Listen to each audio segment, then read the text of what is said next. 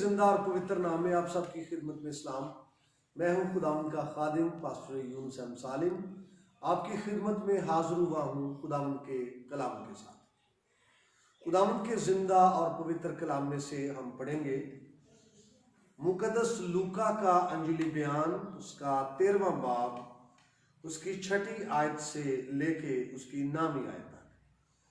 कलाम मुकद्दस में यूं मरकूम है, फिर उसने ये तमसील कही कि किसी ने अपने पाकिस्तान में एक अंजीर का दरख्त लगाया था। वो उसमें फल ढूंढने आया और ना पाया। इस पर उसने बागबान से कहा कि देख, 3 बरस से मैं इस अंजीर के दरख्त में फल ढूंढने आता हूँ और नहीं पाता। इसे काट डाल, ये जमीन को भी क्यों रोके रहे। उसने जवाब में उससे कहा, ऐ खुदावंद, इस साल तो और भी इसे रहने दे, ताकि मैं उसके गिर्द थाला खोदूं और खाद डालूं। अगर आगे को फला तो खैर, नहीं तो उसके बाद काट डालो। खुदावंद के पाकलाम के सब से आज हमें बड़ी बरकत मिले, आमीन। यहां पर एक तमसील है जो हम बारहा सुन चुके हैं, और ये तमसील एक पाकिस्तान के हवाले से है। पाकिस्तान, उसमें एक अंजीर का दरख्त है, उसकी बात है। तो यहां गुफ्तगू हो रही है बागबान की, और बाग का जो मालिक है उसकी हो रही है। ये तमसील है। बाइबल के अंदर बहुत सारी तशबीहात हैं जो खुदा के काम के लिए हैं और खुदा के लोगों के लिए हैं। तो ये पाकिस्तान जो है कलीसिया की अक्कासी करता है, खुदा के लोगों की अक्कासी करता है, खुदा की जमात की अक्कासी करता है। और ये जो अंजीर का पौधा है, उस पाकिस्तान में एक शख्स की और एक ईमानदार की अक्कासी करता है, एक शख्स की अक्कासी करता है। तो बात असल में इंसानों की है, बात लोगों की है, बात एक शख्स की है जो जिंदगी में बेफल है। तो यहां पर तमसील जो है वो पाकिस्तान की पेश की गई है। तो आज जिस मौजू पर हम बात करने वाले हैं, इसी पैसेज को लेके, वो है शफायत और नया साल। आपको याद हो कि बागबान शफायत कर रहा है मालिक से, पाकिस्तान के मालिक से। जब मालिक ने कहा कि इस अंजीर के दरख्त को उखाड़ डालो, ये 3 साल से बेफल है, तो बागबान ने शफायत की है। जो पाकिस्तान का निगहबान है, माली है, उसने शफायत की है कि मालिक इसको 1 साल और रहने दे, मैं इस पर और मेहनत करता हूं। अगर ये फला तो खैर, नहीं तो फिर काट डालना। तो इस गुफ्तगू को लेकर जो बागबान और पाकिस्तान के मालिक के बीच में हुई, इस हवाले से यहां से मौजू हमने लिया है शफायत और नया साल। आपको याद होगा कि हम 2021 में दाखिल हो गए हैं। 2021 में दाखिल हम ऐसे नहीं हुए, बल्कि बहुत से लोग हमारे लिए शफायत कर रहे हैं। बहुत से लोगों ने हमारे लिए खुदा की पाक हजूरी में फरियाद की है।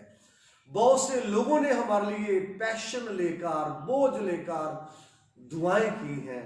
बल्कि बहुत से चर्चेस के अंदर हमारे लिए दुआ हो रही है, बहुत से शहरों में हमारे लिए दुआ हो रही है, और लोग हमारे लिए शफायत कर रहे हैं।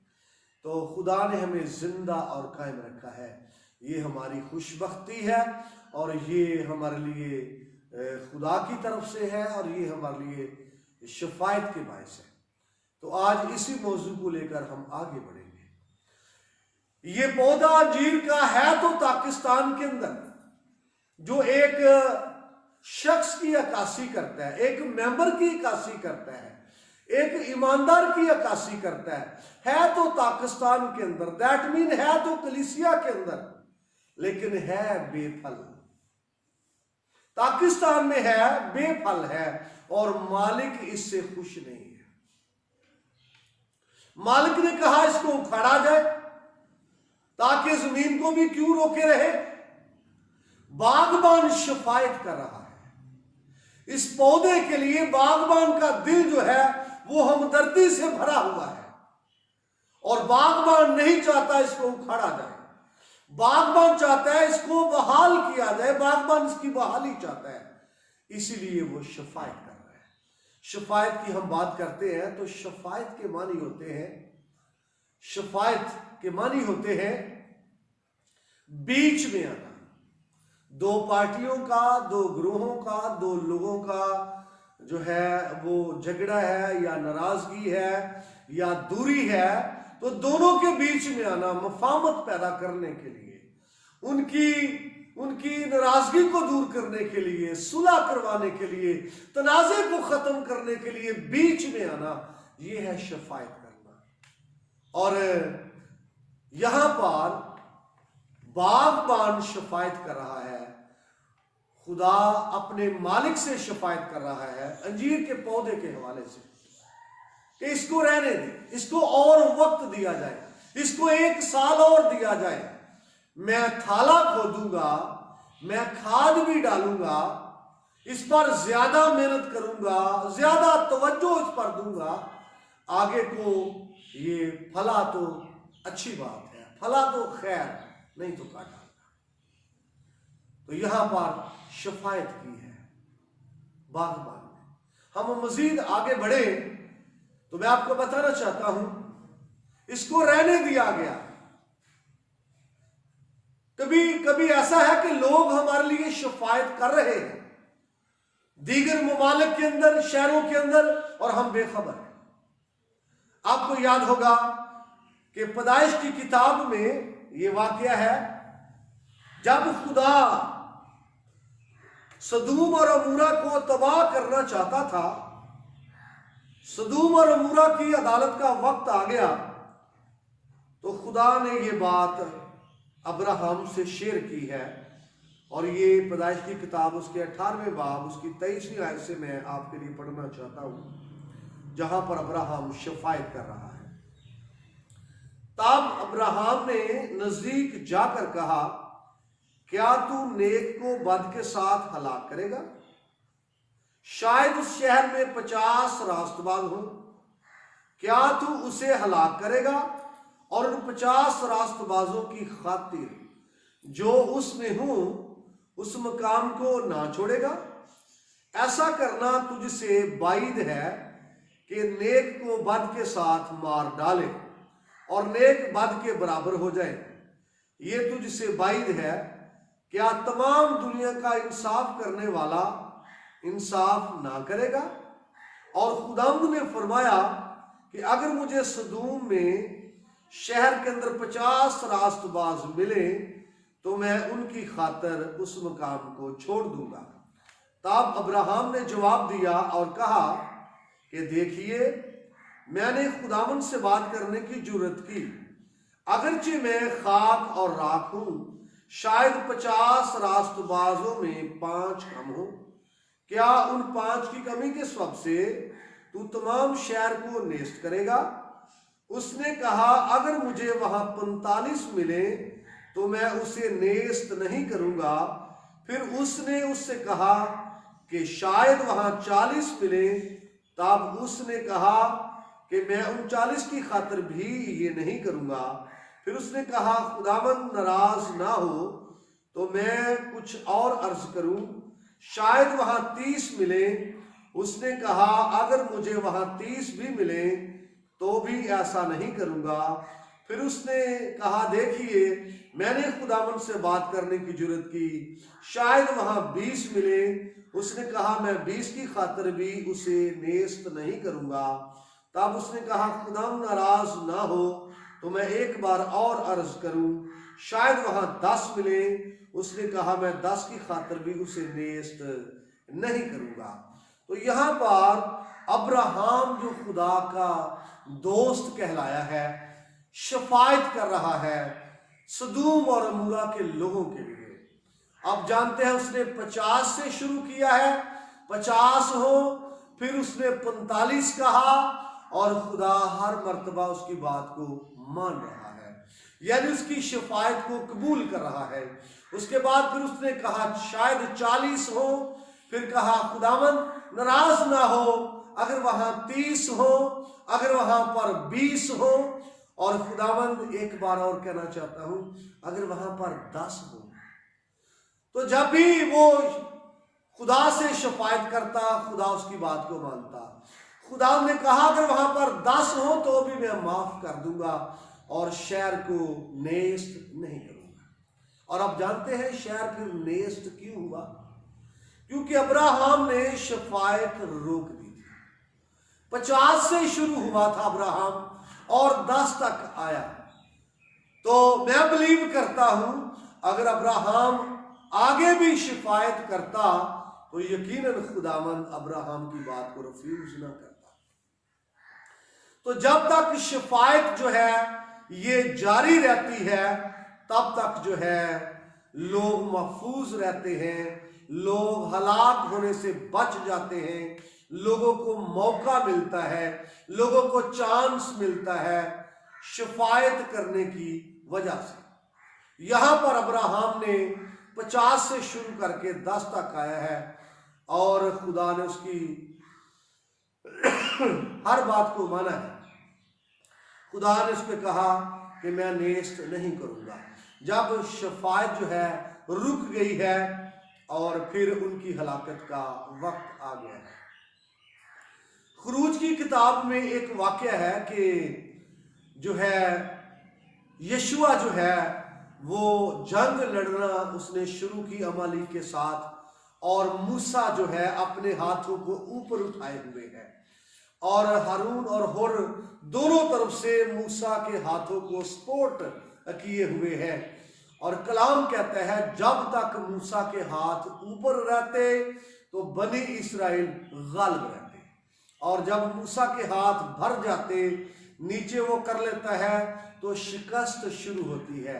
और आप जानते हैं कि जब तक मूसा के हाथ ऊपर है ये शफायती हाथ है और ये शफायत कर रहे हैं और खुदा के लोग गालिब हैं और दुश्मन मगलूब है।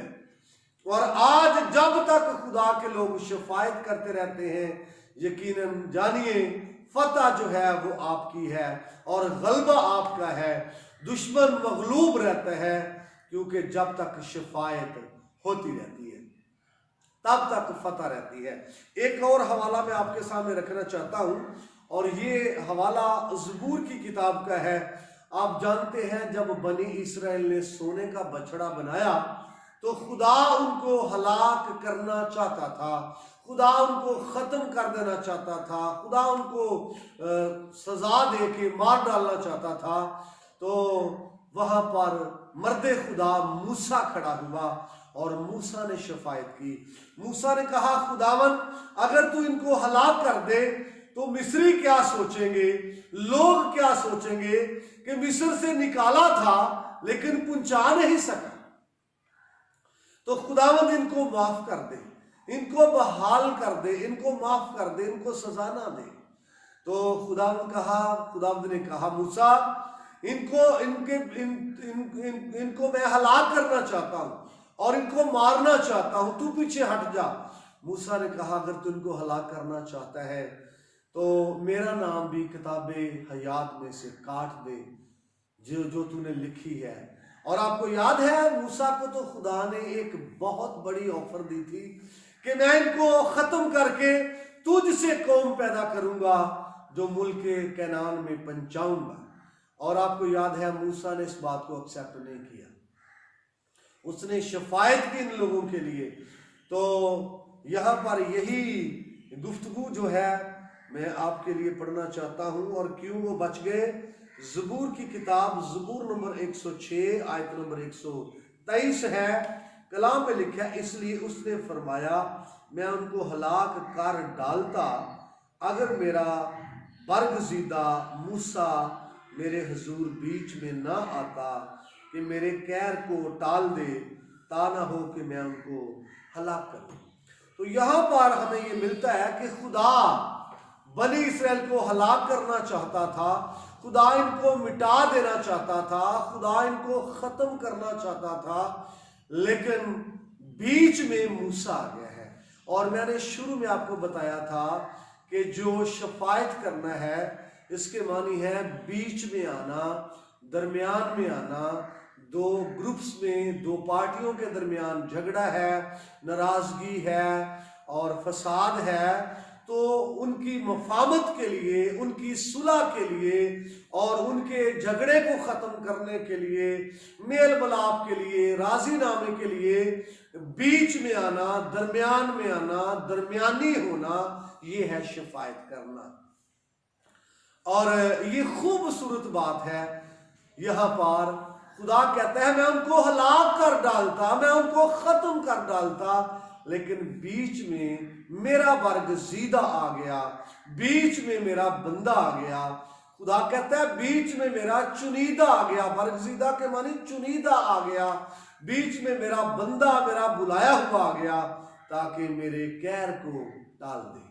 और यहां पर आपने ये सुना है कि कैर को टाल दे, तो जो शफायत है ये कैर को टाल सकती है, जो शफायत है हलाकत को रिमूव कर सकती है, जो शफायत है आपको मौका दिला सकती है।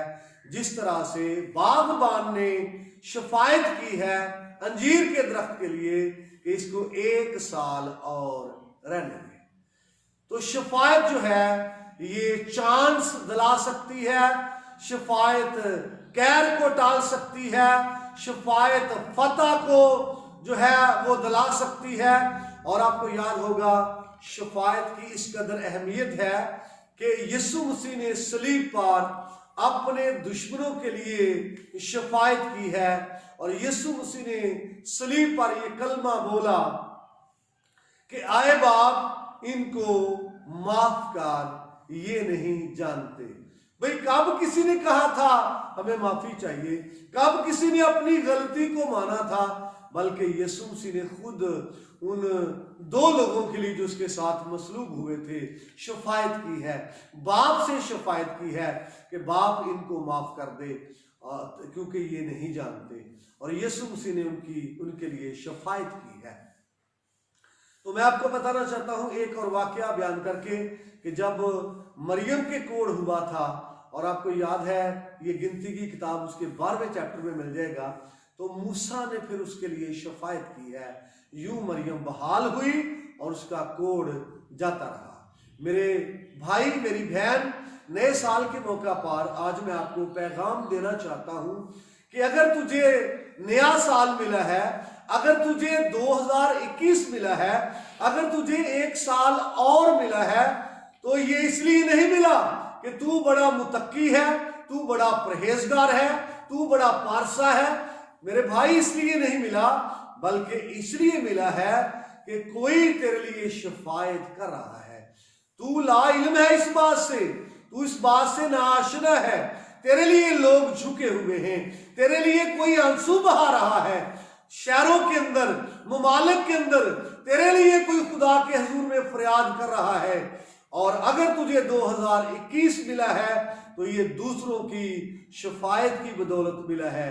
हमें उन दोस्तों के लिए भी शुक्रगुजार होना है, शुक्रगुजारी करना है, और जिंदा खुदा के लिए शुक्रगुजारी करना है जिसने हमें 2021 दिया है, 1 साल और दे दिया है, और चांस दे दिया है। मेरे भाई अगर तुझ में फल नहीं, ये बहाली के लिए दिया है, ये शदाबी के लिए दिया है, ये बेदार होने के लिए दिया है, और ये असर नौ दोबारा से ग्रोथ होने के लिए दिया है, और दोबारा से फलदार होने के लिए दिया है। हमें खुदावंत की शुक्रगुजारी करना है, और जो हमारे लिए शफायत कर रहे हैं उनके लिए भी हमें शुक्रगुजार होना है। कलाम के वसीले से खुदावंद खुदा हम सबको बड़ी बरकत बख्शे, आमीन। मेरी तरफ से और मेरे सारे दोस्तों और मिनिस्ट्री की तरफ से, वर्ल्ड पावर चर्च इन पाकिस्तान की तरफ से, और वर्ल्ड पावर टीवी की तरफ से, और मेरे चर्च की तरफ से, और मेरी फैमिली की तरफ से आपको 2021 में खुशामदीद और 2021 की खुशियां बहुत बहुत मुबारक हो। God bless you, God bless you, God bless Pakistan. आमीन।